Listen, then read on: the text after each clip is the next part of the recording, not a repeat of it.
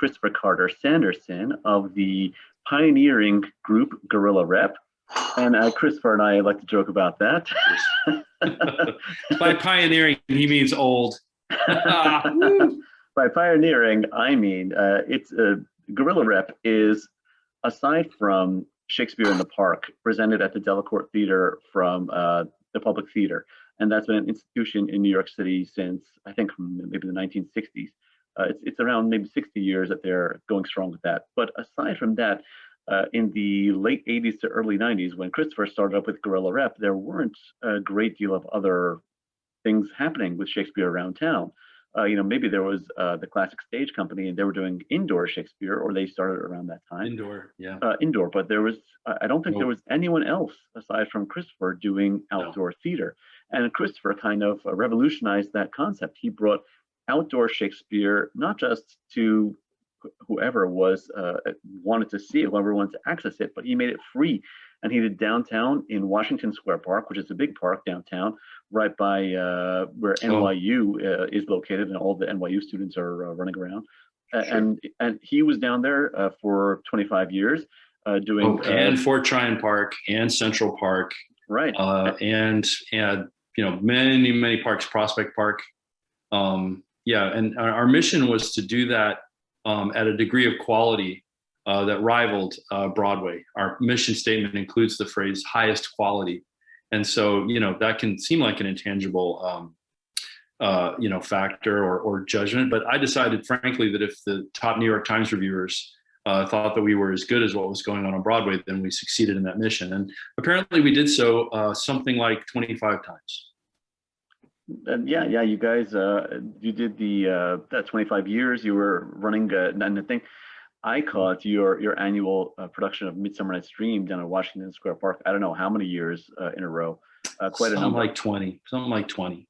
And you guys, you were doing that. As you mentioned, you were up in Fort Tryon Park. You did a couple of Macbeths with that. Macbeth ran up there for 3 years. And I'm here to tell you that we had a budget of $3,000, and a very prominent review came out and said that you should go and see our production and save your money from the Broadway ticket from purchasing a ticket for Kelsey Grammer's Broadway production at the time. And they were at the Music Box. And so I know what their budget was, which was $3 million, because the Music Box has a special deal, or whichever one that is. The Helen Hayes has a special deal with the unions that makes it a small budget for Broadway, which is $3 million. So we took a bunch of fantastic actors who were willing to do the work. And a new aesthetic where we ran from place to place, went from scene to scene without pausing or hesitating, and really trusted the audience to be a part of what we were doing, and we scored. And those productions that Christopher has been running for 25 plus years downtown New York, all around town, as you mentioned, uptown at Fort Tryon Park and Central Park and Prospect Park, all over New York, and it's just one of those institutions of New York theater at this point. So we're truly honored to have Christopher join us here tonight for this free introduction to Shakespeare acting. Now, before we launch into Christopher's class, I just wanted to give you a little bit more of a primer as to what an honor it is to have Christopher here. Christopher has only offered this course prior to this at Princeton University, and I think a couple of other elite institutions as well. Variation I taught at Yale undergrad, and a variation I taught at State University of New York. But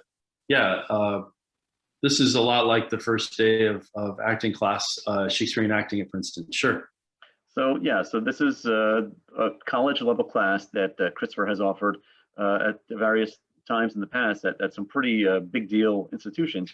Is now being offered here for free, and I think that's part of your modus operandi, Christopher, is that you've always had the desire to present as much free Shakespeare to the audience as possible, to eliminate that barrier of people that can't afford to pay to see or to learn about high quality Shakespeare. And here Thank you, Rodney. That's extremely insightful. That really gets right to the core of my values. You're right. You've outed me. My attitude towards your audience tonight is that they are my clients. I'm going to give you some really some basic techniques to get started on things that if they will do, they will absolutely deepen and enhance their dive into Shakespeare. And also at the same time, I'm a dedicated communist. And so the idea of putting the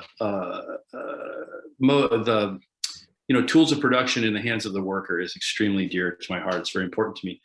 And the synthesis of these two ideas is very straightforward and I think extremely powerful, which is this.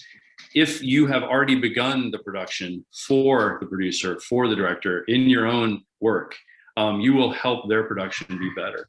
So it's actually everyone can benefit from you really sort of thinking to yourself that you're already in production, you're already moving forward with Shakespeare, you're making working on Shakespeare part of your toolkit as an actor. And I will say that also right off the bat. I'm going to give you the set of tools that I think are really, really useful for helping an actor who knows that they are an actor, who has delivered the goods for audiences, has been in front of audiences that they could really moved, and is looking to move into Shakespeare and sort of take their acting talent and their acting work into Shakespeare. Or maybe also an actor who is the same kind of actor, but who has been in a Shakespeare production that kind of like, came and went, and now they're like, whoa, what even was that? Like how, what? And I'm like, yes, I can solidify that into your work and give you a really great core. If I was your weight trainer, this would be talking about core right. Strength, my friends, core strength. Your mind and will help your heart to guide you into this work. So, yeah, it's my pleasure to serve you tonight, and I want to give you the things that I believe will help you, and the way that you can tell me as an audience that you're different from the sort of notional audience that I'm thinking about is by shooting some questions to Rodney, and he will shoot them to me as we're going along. So if you're like, yeah, what about this? Or yeah, but what about this? Just like shoot it to Rodney. He will derail me immediately, and as always, cordially and politely and wonderfully. And I'll shut up for a minute and I will give you what you need to feel confident with Shakespeare. Because frankly, if you're in a room and you're confident with Shakespeare, that's number one. I was just telling Rodney, I've worked with over 1,000 actors professionally in Shakespeare, which Jesus is a lot. But also I cast them, and they went out there and delivered those performances that got Ben Brantley to say that they were, strong and brilliant, that got D.J.R. Bruckner to talk about, how much fun they were and how much they seemed to understand what they were doing and how easeful they were and how confident they were, So I'm looking at those actors and I'm looking at their qualities and what I was able to do to coach them really, and to be their dramaturg as well as their director. And so I want to give you some of those tools and tips today. And certainly believe that I'm not going to say anything that conflicts with any acting technique at all. So if I seem to, that's a great question. I want to say one thing about acting technique, which is I've directed over 100 professional productions at this point, and I have never, not once, directed a production that had every single actor was working with the same technique. So if techniques have said, this is the one, this is the best, this is wonderful, well, okay, you can excuse a certain amount of hyperbole. After all, this is not a communist system. This is a capitalist system, and some marketing needs to happen. And we also all know that on the downside, there can be some cult of personality involved, and you have to take the best and then leave the rest behind. But the bottom line is that there are many, many valid ways to go about your preparation as acting. These techniques I'm going to give you interface with all of those without any conflict at all. They'll help you pour that in. And in fact, much of what I'm giving you is going to be after you've taken a look at the play, understood it, and created your, sort of structure of where you think this character is coming from. I'm going to help you deepen and intensify that and get into a relationship with Shakespeare about that. That'll be something that really enhances your relationship to the director and dramaturg if you're lucky enough to have one. So I'll dive right into that, Rodney, unless there's any questions right off the bat. Go for it. Go for it. Just as a preface to this discussion, Christopher, in addition to all the work he's been done on stage, outdoor Shakespeare, he literally wrote the book on outdoor Shakespeare. There's a book that he published years ago called Guerrilla Theatre that details everything he's going to be talking about tonight, plus much more. And he also has 2 film versions of Shakespeare. One is the film version of Macbeth, and we'll put the links out for that a little bit later on. And he's also in process on a film version of Hamlet, which I have a little tiny part in. So I encourage you all to come check that out. Not for me, but for all the wonderful other things that are happening. But you do a wonderful job. Thank you, sir. And Thank also, The book is called Guerrilla Theatre with an R-E, and it's called R-E because the publisher is Routledge, and they're a British publisher, and that's how they fucking spell theater, and I couldn't convince them to do otherwise. To this day, the book still sells better in the UK. But the bottom line is that it's also, I think, in a larger sense, considered a basic text for immersive theater. You know, in 2003, people weren't even using the word immersive theater. And in 1992, when we incorporated, we were doing immersive theater. We would take this way of running from place to place and going from scene to scene without pausing or hesitating. And when it got too cold, we just stick it in a warehouse or a loft. And we didn't know what to call it. We just did it. And, you know, it was based to a certain extent on work that Richard Schechner had done before, who I'd studied with as well at NYU. But it was kind of our own spin on it. And if you'd been in it today, you would have called it immersive. Isn't that funny? It's one of those little factoids people don't really realize. And I think one that's even more important is that if we incorporated in 1982 and we sort of started what became considered immersive, everyone should know that Anne Hamburger started a company called On Guard Arts in 1993, and she coined the term site-specific, hyphenated. She commissioned plays for specific funky outdoor locations like the Bow Bridge in Central Park, and like the old Belasco Theater before it was renovated. You know, she like brought the playwright and said, write the thing for this. That's what site-specific means. And everyone should remember her name, because that's an incredible, that term is so often misused, but it is used a lot as well. And I think we got to shout out to Anne Hamburger. Absolutely. All right, so the digressions aside, whenever you are ready, Christopher, we are ready to take our deep dive into Shakespeare acting. Here we go. With Carter Sanderson. Bottom line is, do a lot of work every day, do as much work as you can, dedicate yourself to this work, get something in every day, and get really, really prepared. Be very, very prepared. Let me ask you a question, right? Let me ask you a question. You get into a callback, right? You've done your work, you've done your homework, you got called back, and the director wants to talk to you, and he says, well, or she, and she says, listen, yeah, but you know, I don't have your resume right here with me. Did you do any Shakespeare before, or something of that kind? And you say to them, well, no, I haven't been in a Shakespeare production before, or I've been in one, or whatever. But I happen to have the role of Laertes in Hamlet memorized, and I've been working on it myself. Or I have several of the monologues from Hamlet. Or I have that monologue that I showed you, but I also have a bunch of monologues that I've been working on. And I make a habit of studying Shakespeare so that I'm really ready ahead of time. And I've done some preparation and some background work on the play that you're working on. Now, do you think that is more likely to get you cast or less? The answer is more. This is an actress who was in my program, the Yale School of Drama. And if you haven't heard the story about this amazing, amazing woman, she was an understudy on Broadway and for All About Eve. And her name is Robin Miles. And as the understudy, they hadn't even rehearsed her, and she was watching the previews from the balcony. And the star, do you all know this apocryphal story? The star was faltering. The star didn't know their lines. The star couldn't memorize for whatever reason it was. That star got booted, and that play opened with this woman, and it made her career. So that's the kind of work an actor needs to do. You know, you need to consider yourself to be a kind of athlete of the heart, as Steve Wong would say. And that's a great book, by the way, about Grotowskian work. And Grotowski was doing immersive stuff too back in the day. But anyway, here's what I want to say to you about the basic tools of Shakespearean acting and moving your acting into Shakespeare. And here's the mnemonic: words, words, words.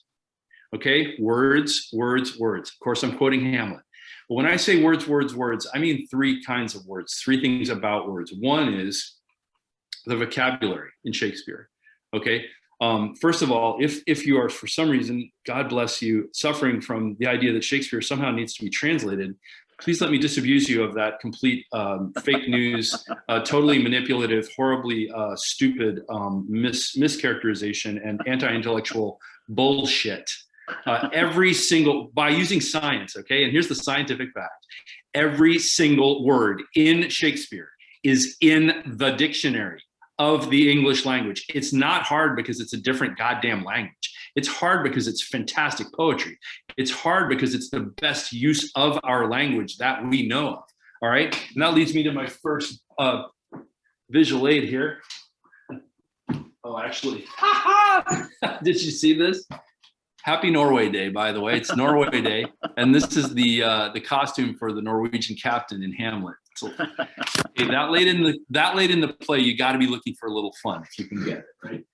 But here's my pride and joy. And that's a New York Shakespeare exclusive, folks.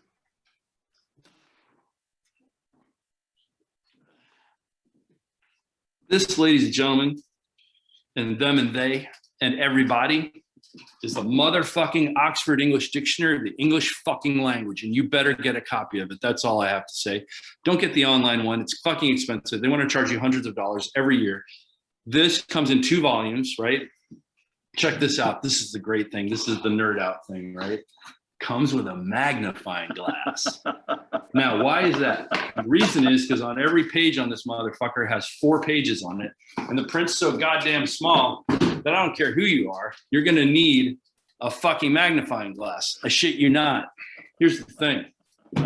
These can be expensive if you buy one that's up to date. Thing is, you don't need an Oxford English Dictionary that's up to date to our date. In fact, if you get one that was written in 1950, 1970, 1980, which you can pick up super cheap, like less than $50. I mean, especially if you put it together with duct tape like I do. I think I got this one for $20. Think about it, man. All the words that Shakespeare wrote are in this because he wrote them a lot longer ago than that. So pick up one that's 10 or 20 years out of date for current use, and it's perfect for your use, right? So when you're reading through a Shakespeare, and I suggest you, when this is over, you pick up a Shakespeare and start reading.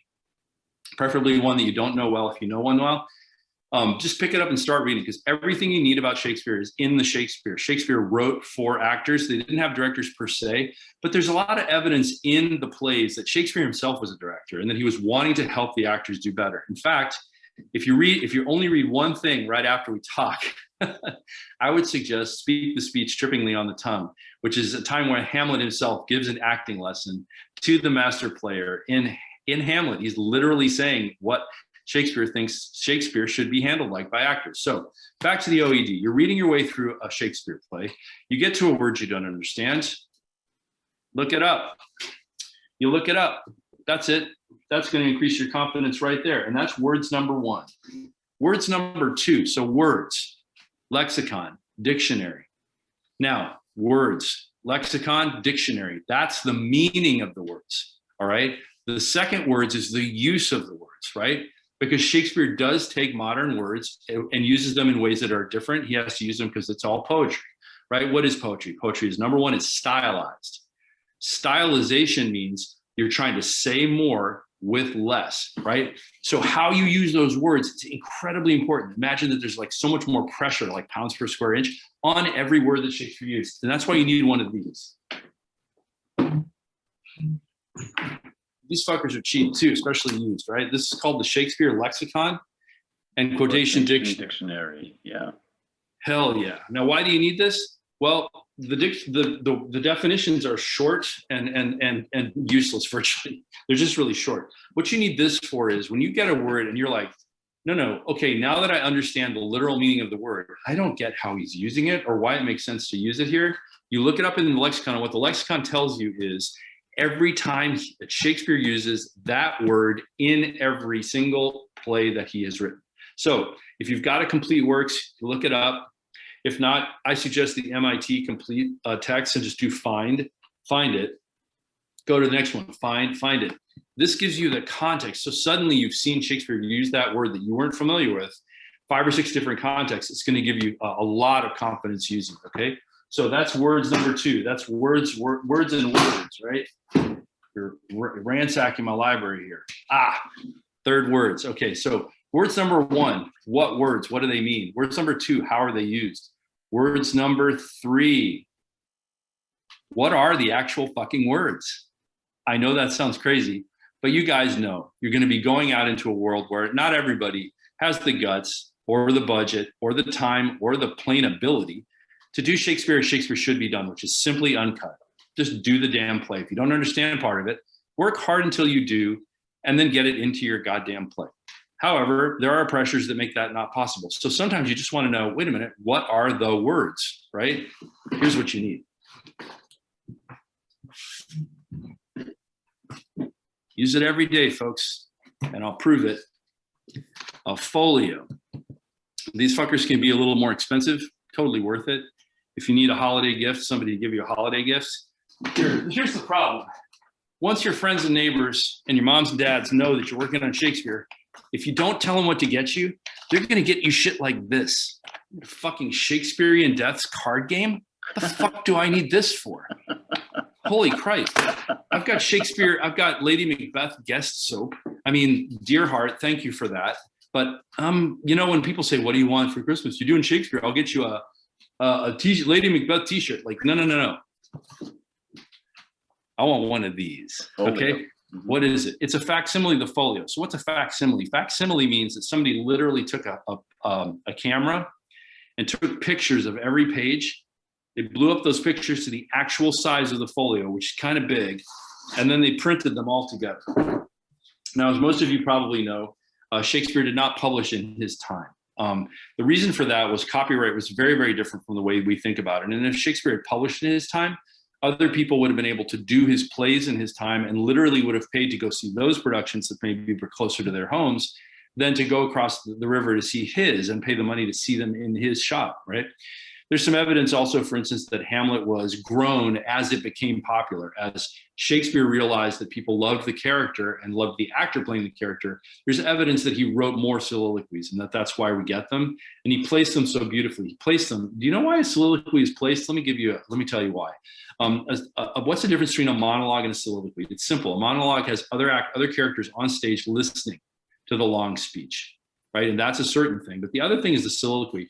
And that's when the character is the only one on stage, and therefore they only can be talking to the audience, right? So enough of that bullshit. This takes some work, I'll tell you, and it's extremely rewarding. This is a facsimile, right? Many of the S's look like F's, right? But this is what happened when a whole bunch of Shakespeare's actors got together with what they had left, which was often their own, the way they got their parts was a piece of paper with only their lines and their cues. Right, to try to guard against theft of them, right? It didn't stop them, and the ones that were printed in Shakespeare's lifetime we call quartos, and some of that is so famous and so beloved that frankly I include it in what I call an uncut text.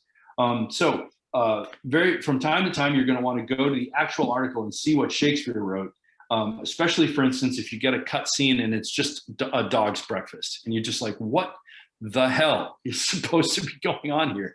Get to the folio, figure it out. Now, there's an other end to this kind of work, which is eventually you will be an extraordinary asset to the people that you're working with. And here's a good example I just want to give you, right? This is literally from my work on Hamlet, right? This is my 5th time working on Hamlet. It was reviewed twice by the New York Times, who, you know, that's who I look to. They brought me, let me put it this way. When Guerrilla Rep would open a show, when we open a show, we get these days, 250, I'm going to be real with you, about 250 people. That's nice. I like them. I call them the sparrows. You know, they're the first ones, right? The swallows, they come back from Capistrano, right? But motherfucker, I'll tell you for a performance, motherfucker, right. When we get a New York Times review, forget it. There's 600 people. They're there an hour early. And like, there's another 600 people that like look at it and go, oh shit, there's too many people. We'll try to come back tomorrow night. So yeah, you're damn right. I consider the New York Times to be quality. I stand by the idea that with all the problems and damnations of the past that they were mostly white men, all that kind of stuff. Like they especially got what I was doing often and communicated it to my audience. And my audience was of all backgrounds. For fuck's sake, I'm a communist, okay? I had homeless people that really saw a lot of my shows and they're New Yorkers. So they told me about it, right? I got their opinions too, you know, and that was just as important to me, right? Thing is, this is what happens if you're an asset like this, right? Jonathan Reed Wexler is playing Horatio. Now, Horatio is important in Hamlet because Horatio explains to the audience why they should love Hamlet. And if the audience doesn't love Hamlet, then the play called Hamlet is a complete failure, which is hard because Hamlet is busy for most of the play being a real asshole, like on purpose. He looks out at the audience and says, hey, I'm going to be an asshole sometimes. I kind of have to, you know what I mean? I'm going to act like I'm mad, you know? And it can really get on your nerves, but you got to love him or the play fails. So Jonathan Reed Wexler, playing this extraordinarily important part, writes me and says, quote, hey there, quick question. In my speech in 1-1 on line 105, you have the word covenant. In other copies, I see the word co-mart. Should I stick with covenant? I have to reshoot that monologue since I kept missing a word. So he was one of his pickups. I wrote back, good eye, let me consult my first folio, because that's what I use. And I'll tell you why. Rodney, please remember to tell me why, tell them why I consult the first folio on my initial tests. Mm-hmm. Please, I might forget. Yes, so I say, yes, it is 100% covenant, although since you mention it, see here, I should have written covenant, apostrophe net. It should be, because Shakespeare wants to say covenant, he wants to say it in 2 syllables, right? It should be covenant, right? And then I show him a little picture of the first folio and my finger pointing to the line. It should be covenant. Also, you'll notice, if you can see it, that covenant is capitalized. That's incredibly important, because capitalization of words was used in Shakespeare's time like we use italics. Now, yes, italics is also used, but they are used differently. And if you start reading these in the first folio, you get used to the way that certain capitalized words are meant to be emphasized, and how that's different from an italicization. And there really is a difference. And that's, again, I think the actors trying to help out fellow actors when they read this. I said, so cool. Thank you. He said, so cool. Thank you. I said, most welcome. Great working with you. And you know, if there's one thing as an actor you really want directors to say about you, it's that it's great to work with you. Absolutely. Right? Now, why do I go to this first? I'll tell you, my friends. It's really important. Thank you, Rodney. Caught you. I saw him going there. I was like, I got it. I got this one. Listen, this was published, right? And these plays have had an extraordinary impact on our society. There are millions, I dare to say millions of people who think they know what Hamlet is about, who have never read it and who have never seen a production, and who frankly are wrong. I'm told that in the German language, there's a kind of what we might call an early meme, but a sort of a Hamlet type, right? They'll say, oh, he's a Hamlet type, which as far as I can tell means a very verbose and extremely, while at the same time, extremely depressed person. In other words, has nothing to do with the real character of Hamlet at all. This stuff is so popular, and it has spawned so many, Shakespeare made up so many words that are a part of our vocabulary every day, phrases that we use every day that we don't realize that we're quoting them on. You know, it's such an endemic part of our culture that people think they know it when they just don't. Why is that a problem for the actor? Well, I think you can start to see. But at the end of the day, the reason I go to the first folio is because when you look at anything, including the Arden, including Yale, any of them, you're not looking at one editor saying, okay, I think that this word means this, and then putting it carefully. You're not. You're looking at hundreds of years of traditional, like, okay, they thought it was this, so I'm going to use that, so I'm going to use that, so I'm going to base mine on the earlier, you know what I mean? And that is complete hogwash and totally useless, because it completely ignores the fact that this is a text for actors to act. It's like they're trying to unpack something to read and having a dialogue with themselves. And hey, it's Shakespeare, it's great, but it's not the fucking Talmud. Come on. You know what I mean? It's meant to be acted. It is very important that we remember that. And so if you want a like actual piece of science as to why that's an important thing to do and why you should do it too, I'll tell you. The answer is, in one word, Hotspur. It's one word, but it's written just like it sounds, Hotspur. Right? Thing about Hotspur is he's a pretty awesome character, right? He's known as a really good warrior, and he's really kind of a rough and tumble guy. The king loves him. They know that he's rude. They know that he's rough. And so he gets arrested on the battlefield for telling a lord to go fuck himself, basically. And you know, so he's dragged in front of the king, and he's got this monologue, right? The first things out of his mouth are, Your Majesty, essentially, I'm paraphrasing, but he's like, I'm not well spoken. I'm rough. I'm good at fighting. I'm not good at being at court. I know that, you know that, but I'm going to try to tell you as close as I can and as best as I can what happened while I was out there. So he goes through telling you this story of how he had captured a bunch of like bloody friends of his had died. He'd gone through the fucking muck. He got some fucking prisoners, right? And then this lord, who in the ranks of nobility outranks him, like showed up holding a scented, a scented pouncet box, a box of scent, right, to his nose, so that he didn't have to smell the dead and dying, right? He didn't have to smell the shit that had been cut out of the intestines of the dead, right? And insisted that Hotspur give him his prisoners because he has precedent as a noble. And then he's basically like, basically, Your Highness, I don't really know what I said. I don't know what I said. We all know he told him to go fuck himself, right? But here's the problem. Generation after generation of editor have not listened to the character when he says, I don't speak well. So what you read, you even read the Yale, he'll say, I don't speak well. And then he speaks an entire speech of beautiful, polished prose, which is beautiful and polished. It's fun to read. It's completely out of character. When you read it in the fucking first folio, the syntax is all wrong. The vocabulary is fucked up. He's constantly apologizing for himself for good reason. He doesn't speak very well. And that's why you have to go back to this. Now, listen, one that's a much more popular monologue, especially, is Helena's monologue, where she compares things base and vile, or base and wild, right? She thinks things base and wild, holding no quantity, love can transpose to form and dignity. Now, as you get into Shakespeare, you'll start recognizing his tricks. And one of his great tricks is contrasting pairs in the poetry. Like something really bad, something really good, something that's about hell, something that's about heaven, right? So this is a classic pair of those pairs, right?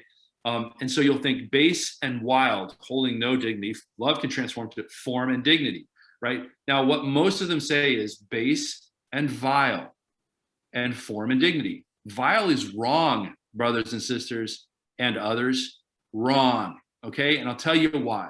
Because if you look at the folio, it says things base and then the word is spelled V-V-I-L-D-E, okay? The editors in the 1800s thought that was vile. They're wrong. Base and vile mean the same fucking thing, right? Base and wild are different, and wild makes a better opposite with dignity, right? So suddenly that's two operative things that you as an actor can operate because they mean different things. You're not repeating yourself at all, right? Now, you need to know two things to make this make clear, but I'm just explaining why I go to the folio and why it's important to do it, right? V-V-I-L-D-E-Y. The answer is the printer couldn't find a fucking W. And everyone in England would know that the word for W in French is W, double V. France is right across the channel, folks, right? So, oh yeah, I've run out of W's. I'll stick two fucking V's together. Simple. It's obvious that it's supposed to be base and wild, holding no quantity. Love can transpose to form and dignity, right? Because then there are two opposites that mean different things that make two pairs of pairs. So, end of preaching about the first folio. Words, use the OED to find the words. Words, use the lexicon to find out how they're used, right? What they are, how they're used. Then use the folio to find out what the actual words are. Now, finally, I'm going to move on to acting techniques and a couple of speech techniques that I think are really down and dirty and will really up your game fast. Before I do, let me pause and just ask if there's any questions about using these things and about working on Shakespeare with the words that I've been talking about. I mean, this is all great stuff, Christopher. As someone who's been, on both sides of the coin, as an actor, as a director, been around, absolutely, I cannot tell you how valuable what you're saying is, because I've seen so many performances, so many actors who you could tell they don't know what they're saying. They're saying words, but they don't know what their words mean. And when you don't know what the words mean, you cannot suit the action to the word and the word to the action. So absolutely, 100%, you have to do your research. You have to know what the words are, how to say them, and what they mean. And here are the resources to do them with. Right. Then I guess the next thing I want to talk about is speak the speech trippingly on the tongue. Because I want to talk about the nature of poetry. When you write in poetry, you have to use less words to say more. That's why sometimes some of us think that Shakespeare was the first writer to invent subtext, in that is more associated with Chekhov, Ibsen, Strindberg, and Shaw and modern writing. But that aside, the simple fact is that if you realize that when Shakespeare writes a character, he writes a character who speaks as they are thinking, then suddenly you'll have the breakthrough and realize, oh, trippingly on the tongue. Oh, okay, so if I speak at the same rate that I think, then if I think slowly, then I speak slowly, then people will think I'm stupid. And Shakespeare doesn't write a lot of stupid characters. Right. So yeah, pick up the pace and change with the changes. That's like two vital things. Pick up the pace. Once you've hit a beat fantastically, hit the next beat completely differently, totally differently. It can feel a little insane. It can feel a little manic at first, but then it starts feeding back to you that you've got this flow going that is telling a story that's keeping you a beat ahead of the audience, and you're pulling them along by their nose hairs. And that's really essential with a playwright who essentially, every audience you're going to have is going to have a large number of people who, let's face it, know what the plot is, right? But if you act it properly, if you really are speaking the speech at the pace and with the intensity that I'm talking about, they'll forget that they know the next thing because they are so riveted on what you're doing, and you're one little beat ahead of them. Now, this brings up a huge trick. This will change your game, I promise you. And it is this: once you start doing that, a lot of actors will simply get out of breath, right? What do you do when you get out? Well, the answer is you pull in a lot more breath, because it takes a lot of breath to do this. That's the fact of life. And this is what a lot of great actors do, is they suddenly hear the character coming out of their mouths when they're speaking the speech trippingly on the tongue. And then they take the in-breath as quick and lightly as they possibly can, because they don't realize that they are thinking that they are themselves when they are breathing in, and that they are only the character when they are breathing out. Here's the mind-blowing and totally game-changing thing, is to take an in-breath in character, to make an in-breath have meaning. That's the part of Shakespeare that you get to write. You get to write what the character is saying on their in-breath. Now you're thinking to me, that's completely nonsensical, because there's no word that's an in-breath. And my friend, you are wrong. And I will prove it to you right now using science. Mm-hmm. It's that simple, folks. It simply is true. And you do it every day. I know you do. You do it when a friend of yours, a close friend. And by the way, if you want to really help the speed of thought in Shakespeare, imagine that the person you're talking to is your best friend who wants to know everything, and they want to know it right now. And then just like get it out intensely and with focus, and each beat being different, and you'll be on your way, okay? But you take a breath in. And when do you take a breath in? That it means something that's very simple. When a friend is spieling out to you the intense thing that just happened to them, you do this, you go, while they're talking. And that in-breath means, hey, remind me when you get to the end of this incredible spiel you're on, the thing you just said back here made me think something, and I wanted to talk to you about it. I want to interject it, right? So Professor Sanderson has just proven to you that an in-breath is a word in English, not any dictionaries, but the word means I thought of something. And you know it's polite, right? You get to the end, you're like, and then, oh my God, and then it turned out it was Woody Allen, and it was, oh my God, it was really weird, and I don't know what to do.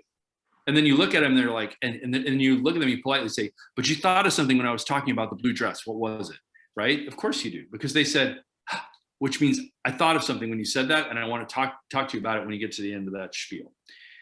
The in-breath on Shakespeare's characters can mean whatever you want it to be, and it can be wherever you want to be. Every speech teacher will agree that the breath, the in-breath, is the gasoline that fuels the engine of the voice. You got to have it. Do not make the mistake of trying to emphasize your words by speaking when you're out of breath and making it like hard to speak. That doesn't work. It doesn't carry, it doesn't project. And all it says is that you're hurting yourself, which is not interesting. Frankly, you're not interesting. Your character is interesting. Where is the canvas that you are painting that character on? It's on the audience, their imaginations and their emotions, right? Maya Angelou, right? 101, right? Maya Angelou. People won't remember what you said. They'll remember how you made them feel. And Shakespeare gives you words that you can operate to make them feel so much. One of the greatest compliments you can get as a Shakespearean actor or director, and I think Rodney will agree, is to have an audience member run up afterwards and say, that was fantastic. I never knew it was like that. I'm going to go read it again right now. Right? You love that. You love that. Absolutely. Right? Am I wrong? And Christopher, what you're talking about is so applicable in your situation, especially because you are working in a milieu where you're outdoors. And outdoors, we talked about this a couple of weeks ago when we had the discussion about outdoor Shakespeare in New York. In most cases, you're speaking to the four winds, and you don't have a theatrical surface, a wall or whatever, that's going to bounce that sound back to you. And that sound is very easily lost in an open setting to the audience. So you really have to know when to take that deep breath in, deliver the next set of lines, and let the audience hear what's going on. You do. It means you have to have a strong diaphragm. You have to concentrate on your hard palate, and you have to super work on enunciation. all the time. Another thing that helps is to remember that Shakespeare wrote long before psychological realism was invented. So Shakespeare didn't write for actors to be talking to each other on stage at all. He wrote for the actor to say a word or two to the other character, and then to pick specific people in the audience, pretend that they were the character, and say the words directly to them. That's why Shakespeare repeats so many things in the text. He repeats them poetically so that you kind of don't really notice it. And that if you hear both of them, it doesn't make you go, hey, wait a minute, he just said that. But if you miss one because they were talking to the other side of the audience, you get what's going on when the actor works the other side of the audience. You got to work those eyeballs and just work them long enough. If you ever see an audience member that you're looking at and working with look down, that's just the primate symbol, the primate meaning of, I don't want you to do that anymore. So look at someone else. Eventually what happens is you realize that there's 5 or 6 people that love it when you talk to them, and they give you a lot of emotion back, and you just find them in the audience and give stuff to them, and everybody has a great time. That's what I would say. So you're talking about taking that in-breath, and it's such a crucial thing for the actor to be able to continue the train of thought, to continue to project and get that voice. To play an action on that breath, yes. So right now, how do you choose when to take that in-breath? You're saying it can be when anywhere, you need it. But when you need it. The structure of Shakespeare's text is so specific with the iambic pentameter, and he has lines that are shorter lines. He writes it for you. No, you're wrong. He writes it for you. He writes the words are serve you. He writes the words to serve the actor. The actor is not meant to do anything slavish like stop at the end of a line. That you have to, what we call turn the curve. You have to make the sentences make sense. The rhythm will take care of itself. It's just like music, and I'm not the first person to say that. Aristotle was. Okay, you play the music, and you have in music something called simply phrasing, right? The phrasing is up to the musician, because the musician knows how much they can play in one bow stroke, how much you can get onto one breath. And Shakespeare knew perfectly well that you couldn't get all of everything onto one breath. He writes for you to take those little breath marks when you need them. He thought it was so bleedingly obvious that he didn't think he needed to say it or write it into the words at all. And after all, if he had wanted you to breathe in specific places, he could have just written commas where he wanted you to breathe. He doesn't. He knows that a really great actor will have this rhythm and play this rhythm when they're speaking, and then they'll take the breath when they need to take the breath, and it's just a little jump. It's like an upbeat, it's an upbeat. What a great approach. I love it. It's Aristotle's. So here's something that we can use is we can talk about settings, cutting, voice work. And then, I want to take as many questions as I possibly can and help you as much as I possibly can with your work on Shakespeare. So if I haven't lost you yet, what I'm saying is that when people set Shakespeare in a certain time or place, they are making a great mistake. And generally the mistake is that they don't understand the play and they haven't done the work yet. God bless them. But if you as the actor are hired to do The Tempest in science fiction milieu, you might be thinking that everything that I'm telling you to do is going to work against you. It's exactly the opposite. Everything I'm teaching you is going to teach you to be an asset for those directors, right? When something gets cut or something doesn't make sense, what's going to happen is in rehearsal, when everyone finally gets their lines right, and by the way, everything will start with Shakespeare when you learn the lines. Everything that happens that's important is after you learn the lines. The guy that played Hamlet, that got the rave review, that when we did it at the Cloisters, got off the airplane in June, off book on the role of Hamlet, ready to rehearse in June and hungry to work with the other actors and find out what they would give them. But you guys, the first thing you got to do is get off book. No question about it. It never will do you wrong. My mother learned a Shakespeare monologue when she was a child, and I'm not lying. She repeated it to me a week before she died, and she loved it. This stuff will speak to you. The current events change, but Shakespeare has something there because he was working to be in communication with the current events of his time. And sadly, things just keep repeating themselves with different fucking fascists fucking off and so forth, right? It's important. So with the settings, you're going to get to a point, the character's going to say something, everyone's going to look around, everyone's going to look at the director, and the director's going to be like, no, wait a second, that doesn't make sense anymore with that design choice, right? Now, ideally, you've got a dramaturg who steps in, but if you can't afford one, everyone loves the actor to be Johnny on the spot, if that's not a horribly outdated term, World War II term, I think, and have an actress who says, hey, there's a scene that was cut where this character has that, and that happens, and that happens, then that happens. And that really helps, if they're like, this isn't, there's something, and you're like, well, in the folio, this line has this word instead of that word. Would that help? You know, and that's the spirit with which to offer it, is like, would this help? Would this help?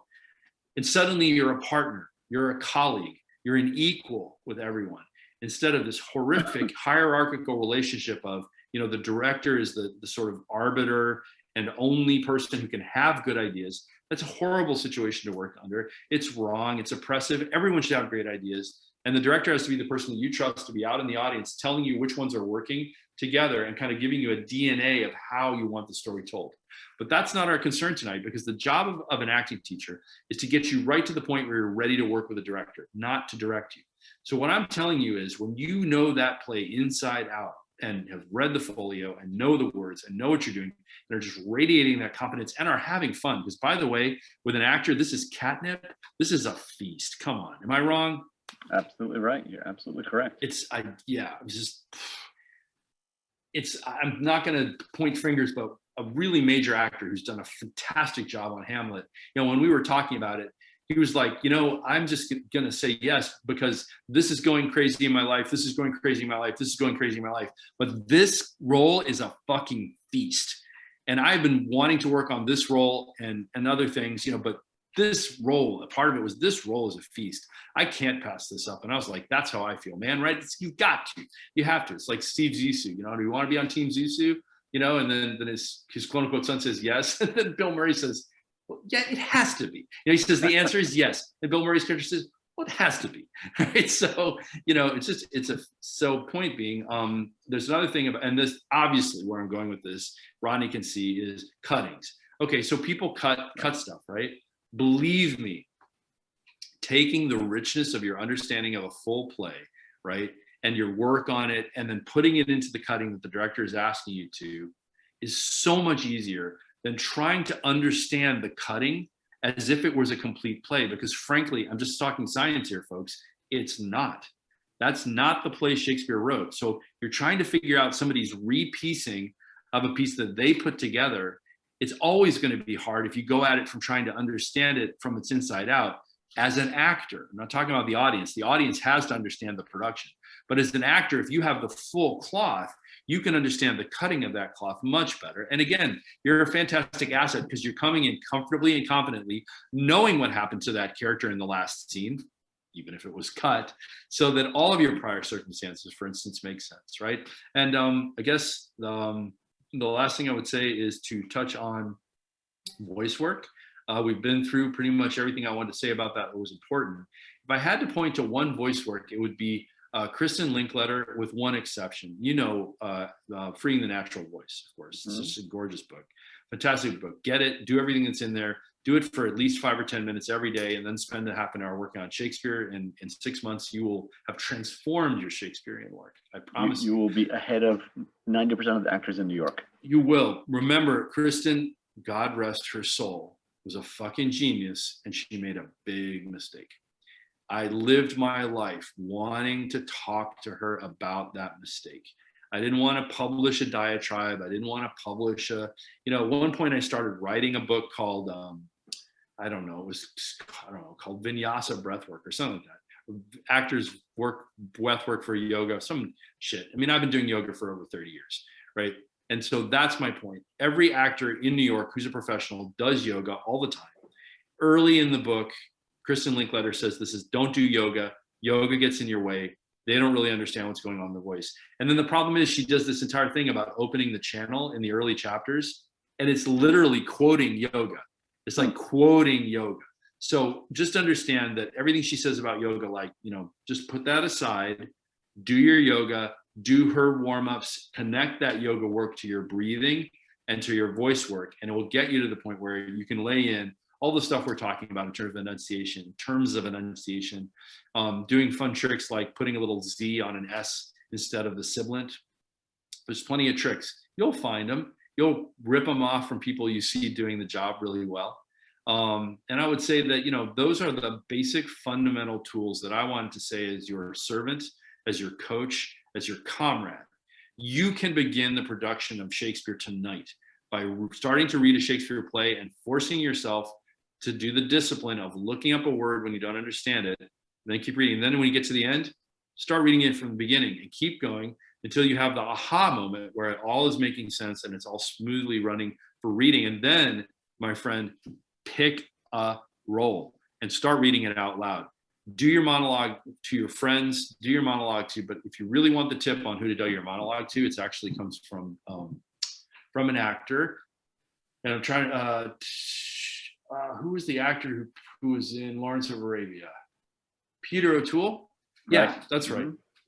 Sorry, guys. You know, at the beginning of this, I should have told you as my employers that I have a mental discipline, I really do have I have PTSD pretty bad, and it jams me up pretty bad. So you have to be patient with me, and you're not allowed to yell at me or anyone else around me. Okay, man, I should have gone through that first. So anyway, so far you're not yelling, and Rodney hasn't yelled at me, so everything's working really well.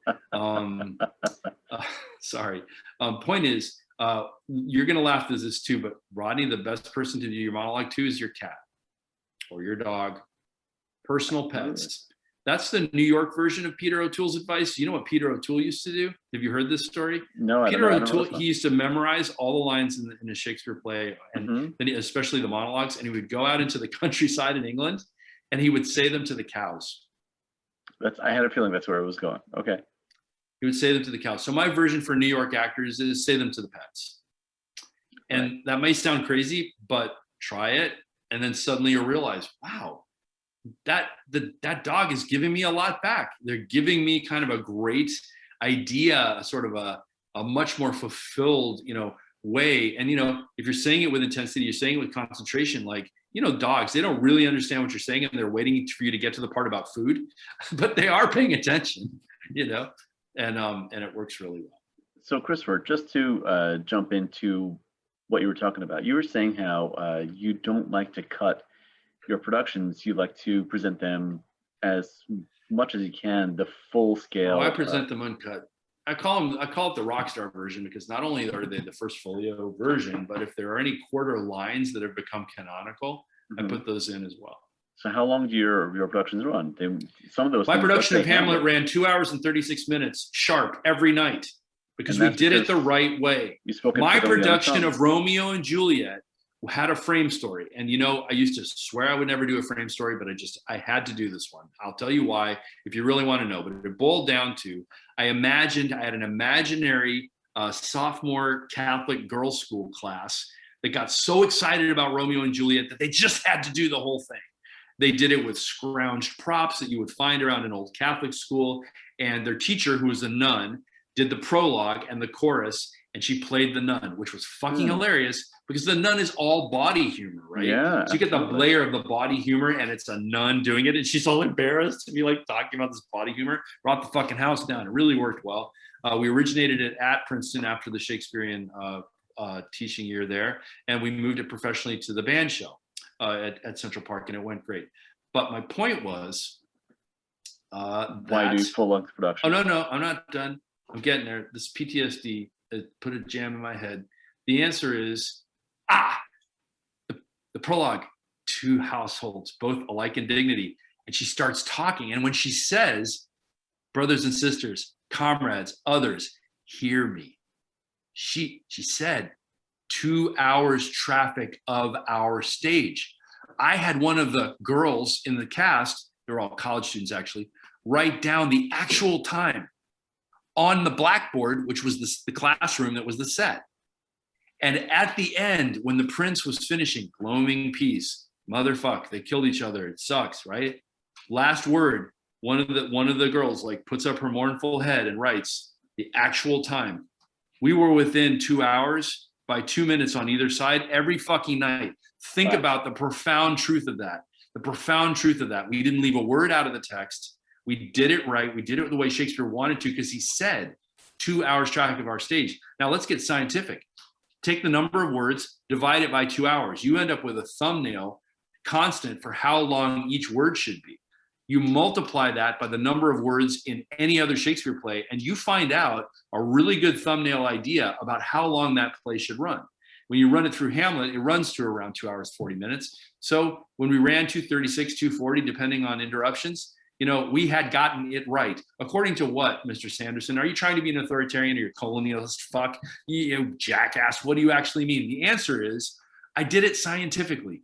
Shakespeare says 2 hours traffic of our stage for this many lines in Romeo and Juliet. I divided it. I came up with the thumbnail. I multiplied it by the number of words in another. That's why you don't need to cut it.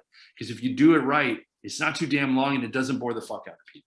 Yeah, and I was, I've seen some of you, plenty of your work, but I was looking at a specific monologue that you sent me recently, and that thing moved. You sent me the To Be or Not to Be monologue from your current production of Hamlet, the film production you're working on, and that sucker moved fast, and it moved faster than most of the other ones I've seen. But it was good. It was good because it was, as you said earlier on, it's the train of thought. Let me talk about that. Go for it. Go for it. What happens is something like the English horrible habit of English speakers, for some reason, of many backgrounds, seem to feel that if they slow down their speech and talk really loud and over enunciate, the people who don't speak English will understand them. That's pretty much it. I'm not lying, right? Pretty Now, I don't think that any actor starts slowing down to over enunciate Shakespeare, for bad reasons, but it comes across the same way. It's condescending. It makes the audience think that you think they are stupid. It's horrible, right? So that's why Shakespeare says, speak the speech trippingly on the tongue, and why it's so important, and why I hope it has the effect in all of our acting, the way that your acting did in our play, and in the way that one does. Now, did you want to play? Did you still have that around? Do you want to play it for the people? I've got it. Let me see if I can bring that up. We're just about a couple of minutes left, but let me pull this up. Well, that's a great way to end it. And I have Puck's final monologue that I can give you as well, but I think Henry's better than me. Let's see if I could jump into this here, and I'll share this into here. Okay, share sound and optimize video clip. Hang on with us, folks. Let's see if I can share this for you. And I'm going to play this right here.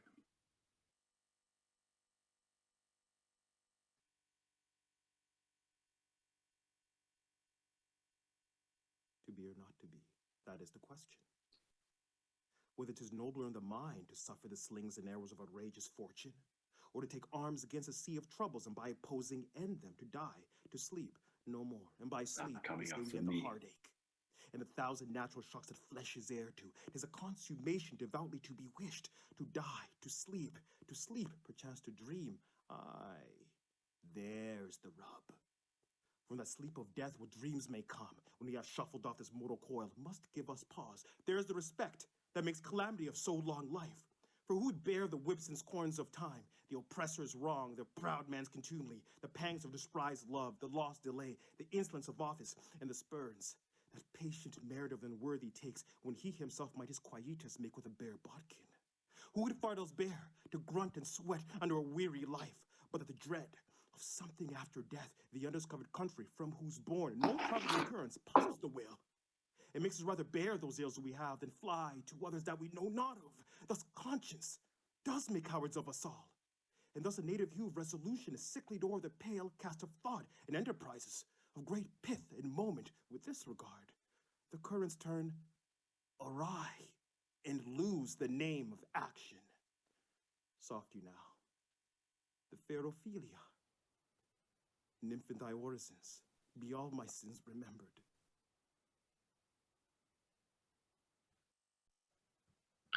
Right, and that came across just fine, right? I think, is it because I'm in through Zoom that it didn't come through for me? I heard it. Oh, okay, all right. So I don't know. From where I was sitting, I could see it and hear it, but Then I don't I'm know sure how well it came across. But even if you could only hear the audio, you could hear that moves fast, and it's not that he's just skipping through he's giving you the whole text, but he's moving quickly, as you say, trippingly on the tongue. Exactly right. It's a lot harder than getting angry at your director and trying to drill through it like a tobacco auctioneer. That's not what I'm talking about, and it never has been. Right. So absolutely. So just to summarize everything that you've been talking about tonight, I mean, if I can boil it down to a couple of key ideas, it is that you have to words. Yeah, words. Know what the words are. Know what you're talking about. do your research, look up the words, know exactly what every word means, know what the context is. If you're unsure, go to the first folio, go to the OED, go to the Shakespeare Lexicon and Quotation Dictionary, do your research, go to the reference materials, ask around, ask your director, ask the dramaturg, and find out. Then treat it like music and play it at the proper pace. Right. String all those pearls together and breathe when you want to, and make that breath be the word that you write, that you add to Shakespeare. You'll find that on the other end of that, Shakespeare is on your side. He loves writing for actors of all kinds. I say that Shakespeare is the birthright of everyone who speaks English, whether they've spoken all their lives or whether they just started learning it 5 minutes ago. And when we do Shakespeare at the high quality for people where they are for free, you know, they walk outside their door and they see it. It's like we get to say they won the lottery if they're not familiar with Shakespeare, because it deepens your experience of life, I feel. Right. Absolutely. Absolutely. And Shakespeare's, it's so much in demand in New York. People want that experience. They want to engage with Shakespeare. And I couldn't think of someone better to speak to us tonight than someone who has helped New Yorkers engage with Shakespeare at such a high level for so many years and for so long. So Christopher, Well, I thank you. You're a pagan god, Hakeem. I love you to death. Thank you so much for having me, and I hope that I've managed to serve in some way. Absolutely. I'm getting a lot of nice feedback from the people who've been watching over here. And this is going to stay here on our Facebook group. It'll be available. You can share it. You can comment. You can post it wherever you want it. We're happy to share this content with you. What I will do, though, now before we sign off for tonight, is I will mention that we are having another session a week from tonight. That is Monday night, May 24th, with Christopher. And this tonight was a open seminar, an open free introduction to Shakespeare acting. Next week, learn a monologue. Learn a monologue. Next week, Monday night, May 24th, Christopher is joining us one more time, and that is going to be a private Zoom session, a private monologue workshop where Christopher and I will have 5 actors max who want to really, people who are already actors, who know what they're talking about, know what they're doing, but want to take it to the next level. Christopher will individually work with you on your monologues and help you take it to the next level and be ready to be at the upper echelon of Shakespeare in New York. And you can be part of that. You can email me at info@nyshakespeare.com. You can connect with us here on Facebook, on Instagram, on any social media, or contact Christopher and get your name and your information over to us. We'll send you the payment link to be involved, and we will be happy to have you in that session. So Christopher, from myself, from New York Shakespeare, we thank you so much for your time, and we look forward to seeing you next week for the private monologue session. Thank you, Rod. Thank you, everyone. Have a great night, everyone. Support Shakespeare in New York. Reach out, send us your comments, send us your DMs. We'll talk to you soon. Have a great night, everybody.